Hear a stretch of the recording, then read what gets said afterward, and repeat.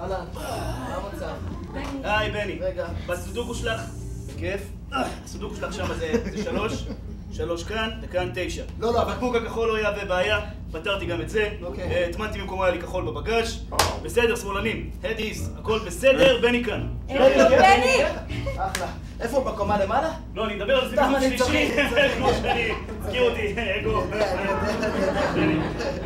אין פה בני. בני, יש משהו בכספת שרצינו להראות לך, בשביל זה... בדיוק עליתי לבדוק את הפריסקופ, שאני ארד. אחלה, לא, תבדוק. תבדוק, מה אתה רואה שם? תגיד לנו מה אתה רואה. אתה רואה משהו בני אתה? אתה רואה את כמעט הנקודה? לא, הייתי עכשיו בחוץ, כמעט לא נשארו שמאלנים.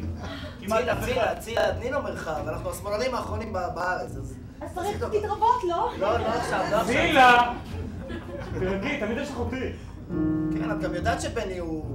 בני הוא... אל תגידו את זה, זה לא נכון, אף אחד לא הוכיח את זה. בני הוא גיי. זה לא בושה. שמאלני וגיי. גם שמאלני, גם... צילה. כן, בני. זה לא בושה להיות מנהיג גיי, אוקיי?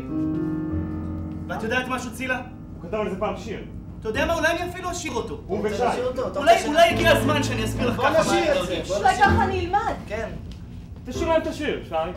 בני.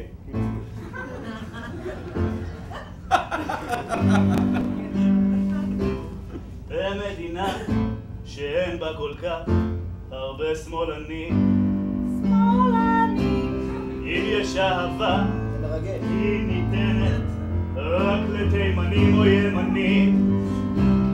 בעולם כזה שבו לא נותנים לגבר לעשות כיף, קצת כיף. בעולם כזה אני בוחר להיחשף. לא, בני, לא! בני! בני, לא, בני! כי אני מנהיג גיי, הוא מנהיג גיי, הוא אוהב דברים. אני מנהיג גיי, הוא אוהב אתכם, הוא אוהב אותם. אני מנהיג גיי, בני המנהיג הגיי בא אלינו מבחוץ, הביא חדשות.